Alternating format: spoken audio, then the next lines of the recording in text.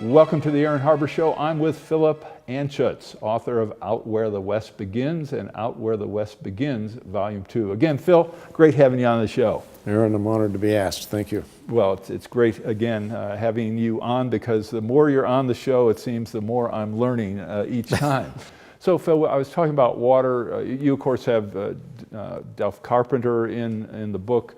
I think when you look at his success, if you look at the work he did on the Water Compact, which exists today, talk a little bit about the importance of that and how the development of water resources really changed the West radically.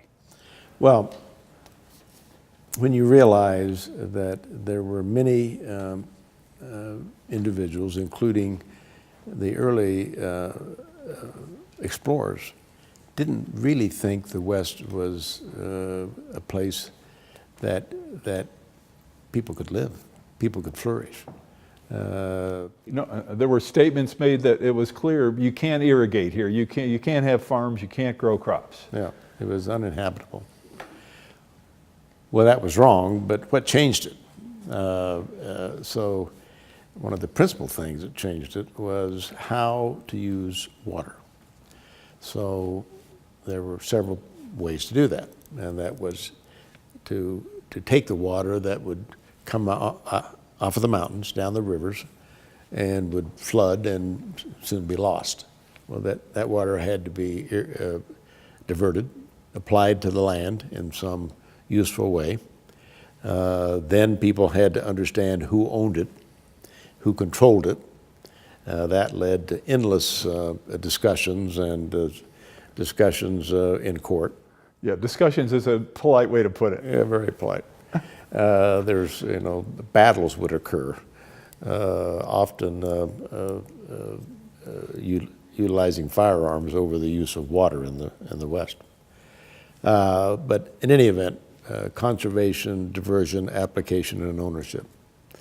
Another way was to windmills, which was a important technological, at the time, technological invention. That allowed homesteading and allowed the use of the land and allowed the land to be settled on a much broader scale. So it's a much more important discovery than people would think. I don't even think most people today realize that first using the wood blades and then ultimately metal, that windmills were used as the energy source to draw water up, subsurface water up, so that you could have a multi-acre farm and irrigate it, which you couldn't do before. And have drinking water for people. But another way was that it allowed the cattle industry to grow. So you could have cattle spread out on the land and water mills to bring up water to water the cattle. Anyway, that's an example. Then large-scale diversions to Los Angeles is an example where there's large-scale diversions of water so that you can establish major metropolitan areas. Right.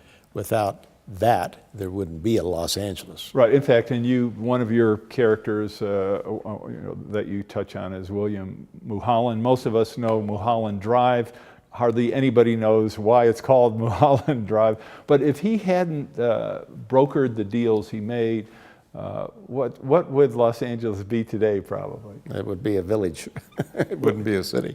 Which is amazing, because when he came on the scene, I think what Los Angeles has, the metro area probably has 10 million people or more, 14, 15 million people in that 10 to 15 range. Back then it had grown to roughly just 100,000.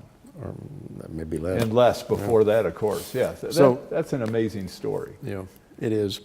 But there's many stories. But the importance of water being one, the importance of transportation being another, the establishment, and you and I have talked about this a bit before. You're talking railroads. The Transcontinental Railroad, and from that, feeder lines throughout the West. That was huge. That allowed the establishment of many towns, eventually became cities as well, all across the American West. It allowed commerce to spread. It allowed businesses to be developed. It allowed people to come west and begin new lives. And not only come west, I'm amazed at how many who did come west and went back as well. But I'm fascinated by the mobility of people, where we think today we're in a very highly mobile society. I'm really interested in your take on kind of the worldview of people, where today, are we actually maybe more insulated today, even though we're told the world is smaller? We'll be right back with Philip Anschutz in just a moment. For information on how to help promote civil and mutually respectful discourse and support expansion of the distribution of our programs, please email info@harbertv.com.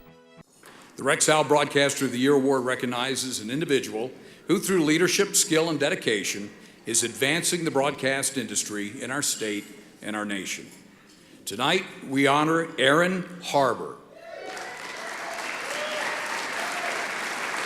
Aaron has worked extensively in the media as a host, producer, political and economic commentator, and columnist. Today, the Aaron Harber Show is the focus of his media involvement. Aaron, it is a privilege to present you with the Rex Howell Broadcaster of the Year Award. Congratulations.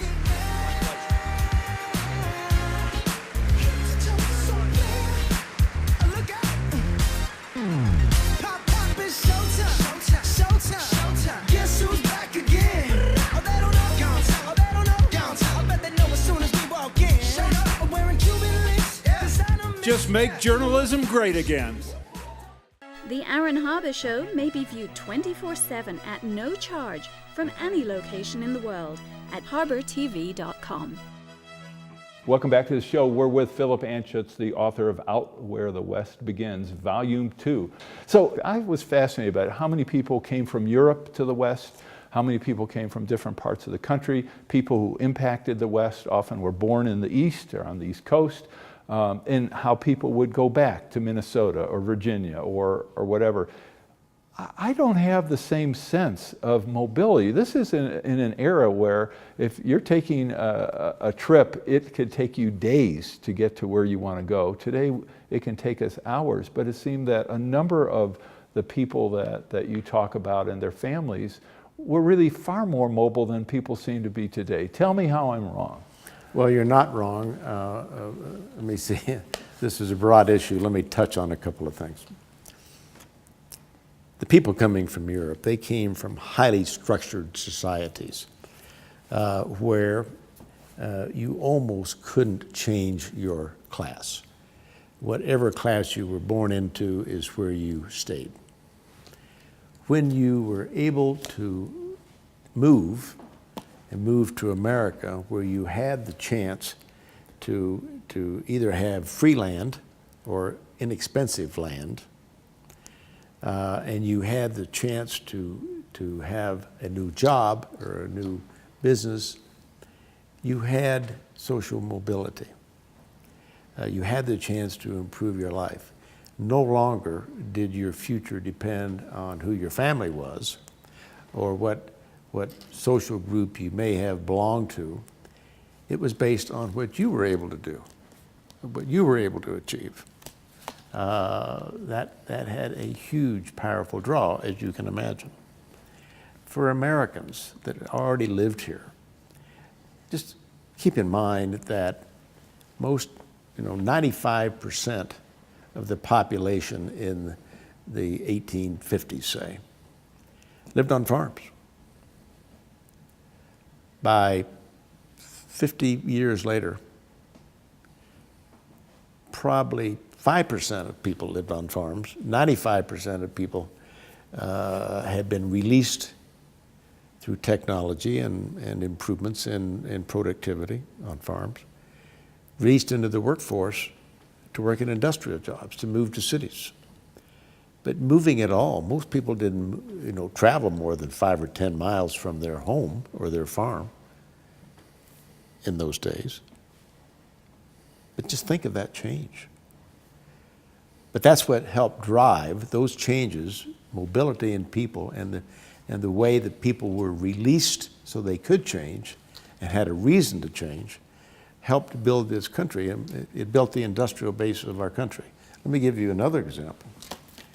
In 1848, 1849, gold was discovered in California. Do you realize in the next few years, the largest land mass migration, almost in history, but certainly in North America, 300,000 people ended up moving west. Most of them ended up in California. And as a percentage of the population, that's extraordinary. That was a lot of people. Now, some of those people moved back. You were quite right in your earlier statement. They failed because most people failed in the gold business.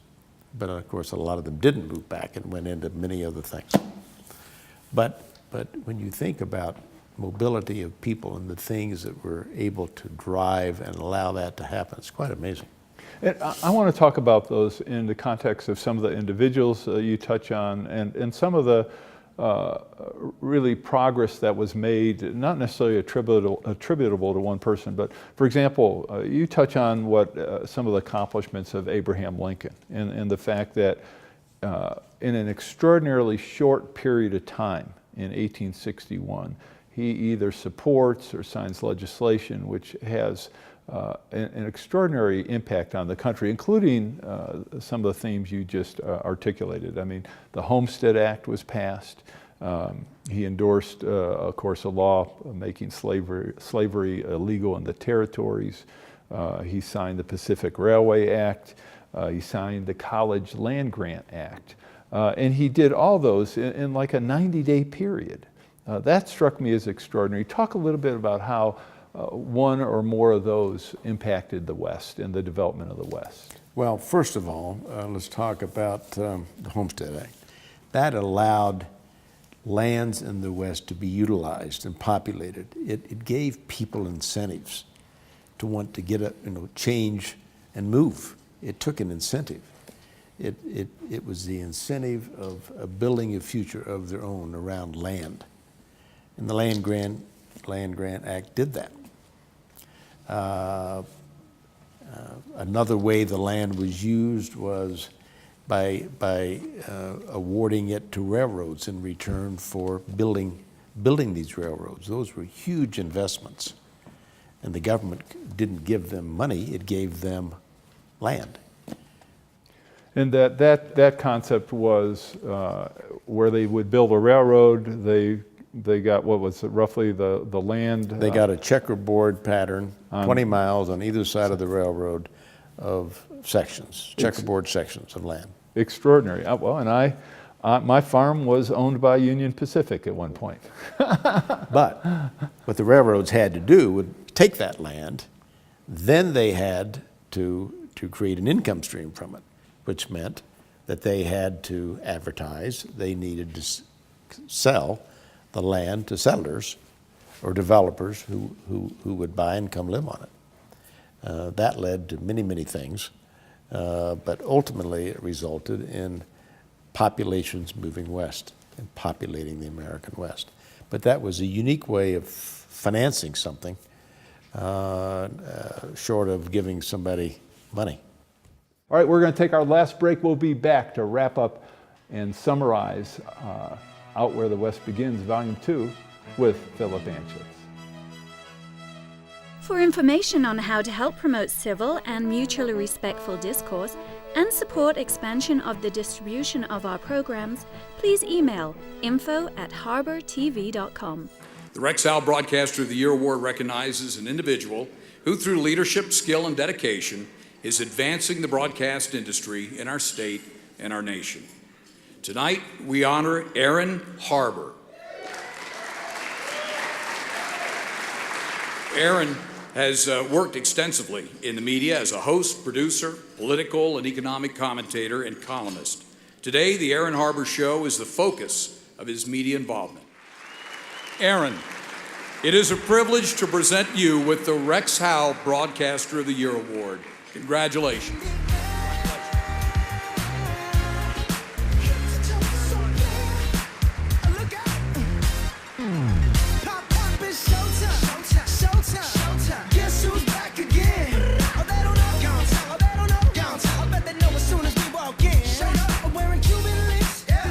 Just make journalism great again.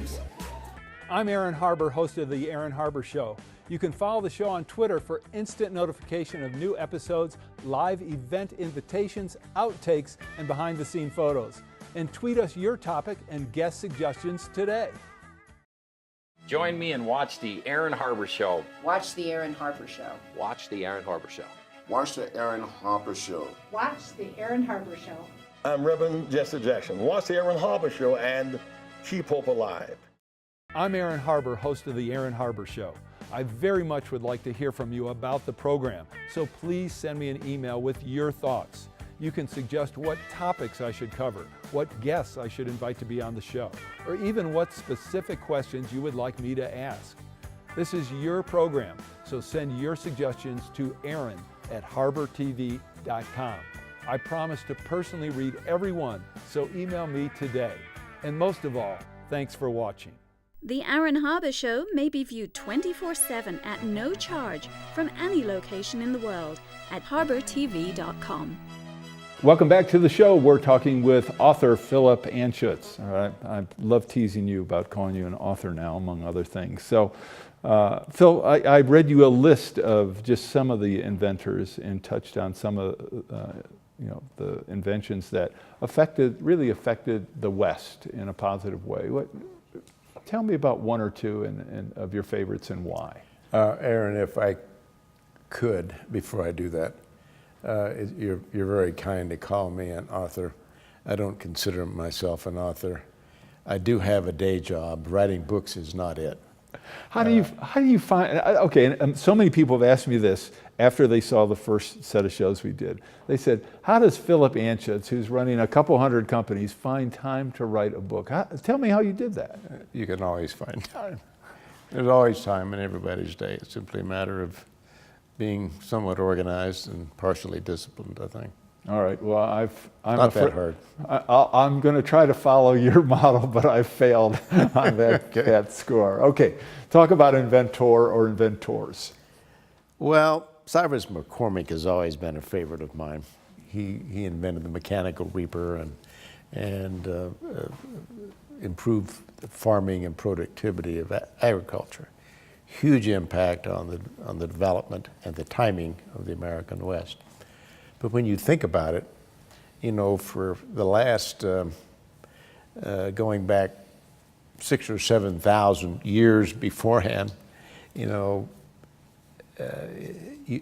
farmer was fortunate to be able to grow enough grain to feed he and his family and maybe a few of his friends. And they harvested it with the scythe, these big things that cut back and forth. I think probably the most important technological invention in probably that 5,000 or 6,000 years was the two-sided scythe that cut both ways. Now that doesn't sound like a lot. Get twice as much done. That's 100% improvement. Theoretically, it improved production. But when you think what happened when production went up 5-fold, 50-fold, 100-fold, all in a short period of time, when thousands and millions of people were able to move off the farms and move into industry and industrial jobs, it changed the face of the nation. When you go back and look at this time period I described earlier to you of some 120 years, where this area west of the Mississippi really went from nothing, there's no one there was nothing going on, to probably the fourth largest industrial power in the world, just that part of America. That's astounding. That's never happened in history before. So there were a handful of inventions that affected productivity of being able to feed the population. You touched earlier on power, things that drove the underlying infrastructure of this country, steam power. You talked about communication, whether it was the telegraph or the telephone. You talked about electricity. These are things that underlie our civilization that most of us never even think about. Somebody had to think of them, however, and invent them, and then implement them so that people had access to them. That took time and effort. Well, and capital. Your reference to the telegraph, I thought in the book was really fascinating. The idea of watching a Pony Express rider with letters go by your stagecoach or whatever it may be, or by your town. And then, I mean, I think the idea of the order of magnitude difference, where suddenly, instead of taking days or weeks to communicate with someone in your own nation, suddenly it's reduced to a matter of minutes. And I think when you have that, again, such an extraordinary leap in communication, that really gave me the sense when I was reading about that of how it allowed the nation to shrink in a certain way, and how it made everything more accessible. But again, these days we're excited about the next version of the iPhone, and I'm not sure how much different it is from the previous version. Well, you know, we think today about the inventions. There's obviously many things going on, many new products, many new approaches, but measured by magnitude, I sometimes wonder, how do they really measure? Certainly the invention of the internet caused huge and manifold type of change. But just think of all the other things in the past 150 years that have happened, and the speed of invention and implementation. All right, we only have a few minutes left. I really wanted to talk about one of the things that you do in this book, which I really think fills a void in terms of understanding history, is the role of Indian leaders, the role of Native American leaders. I know we don't have much time, but I'd like you to touch a little bit on that, and just in terms of what your research showed you and what you learned. This is a difficult area to get into because there's many political views on this subject. So just let me touch on it. There were some important leadership exercised from a variety of the tribes and tribal leaders. It was a difficult time. I mean, these people their lands were being displaced. Huge changes in their society and their way of life. But there were so many problems between the Indians and the white man as expansion was occurring. And there were problems caused by either side, both sides. I'm not sure there were any true heroes involved here. It was a hard time, and maybe that's enough on that subject. Well, one of the themes, and I'll leave it with just this concept, one of the themes was that I was really fascinated as you addressed different leaders, different Indian leaders, was how they perceived, at what point each perceived the reality, which for them was unfortunate, that just the U.S. military might was going to end up dictating their futures, whether they liked it or not. And I can't imagine how that felt if you were a tribe, an Indian civilization, knowing that the writing's on the wall, and it's not really happy writing for you. Oh, that's true. Definitely tough subject. One of the things I thought was fascinating was your description of President Theodore Roosevelt in terms of some of the things that he accomplished. And his relationship to the West was really just absolutely extraordinary. And I'm going to mention a few things. I know we're running out of time, but I'd be curious what you thought was really critical. I mean, I can mention the Newlands Act, which really had impact on the creation of reservoirs, and we talked about irrigation projects, the creation of 150 national forests with, I guess, initially 16 million acres, and eventually, I think it was over 230 million acres, 18 national monuments, including the Grand Canyon, 5 new national parks. That strikes me as an extraordinary record in such a short period of time. Well, you know, one of the things, in addition to all the things that you just mentioned and that I mentioned in my book, was the fact that he's a perfect example of what you and I were talking about earlier. Someone who grew up in the East, very much in the East, and coming west. Yeah, and certainly, and then becoming almost a changed person. Yeah, because of that. And you know, he lived, he tried to live a life of ranching and agricultural. I mean, he tried to live a cowboy life, and he did. Yet all these things that he saw and did were quite innovative. The national parks is something that I'm very familiar with. We're involved in many ways in the national parks, but he certainly had an impact. And there were many like him, but he was certainly one of the greatest examples. So. Yeah, his role in the history of the West was just amazing. And the fact that it came later in this period, I think made it more impressive because you didn't have the flexibility that you certainly would have had to do things like that, 50 years prior to that. You know, in an earlier book, you obviously there were interesting people. I mentioned one, Charles Goodnight, but there were many people that you liked, I think, I liked, yet aren't particularly well known to probably a lot of your readership. People like General Palmer, who started one of the early Western railroads. Of course, if you live in Colorado Springs, you may know a little bit more about General Palmer. Absolutely, and but an interesting backstory with him. He grew up and became an officer in the Civil War.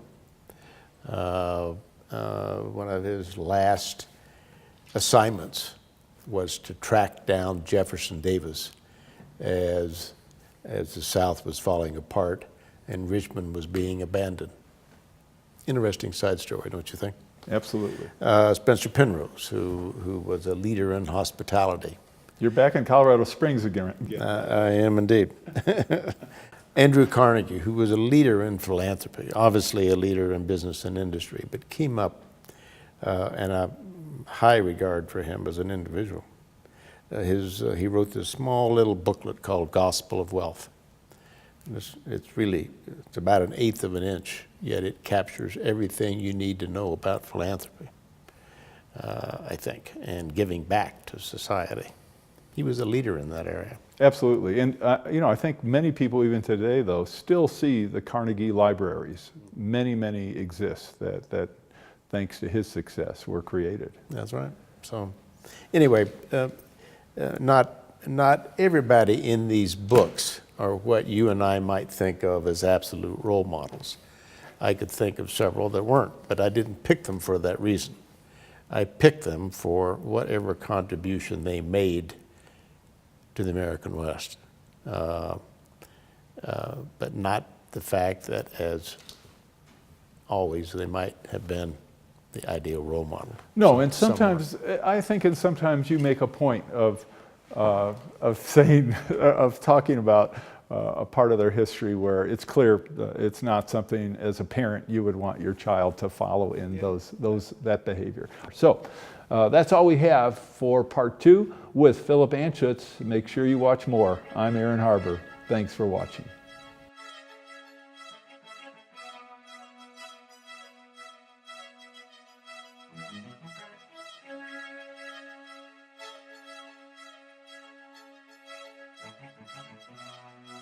Please contact us. We want to hear from you. And thanks for watching.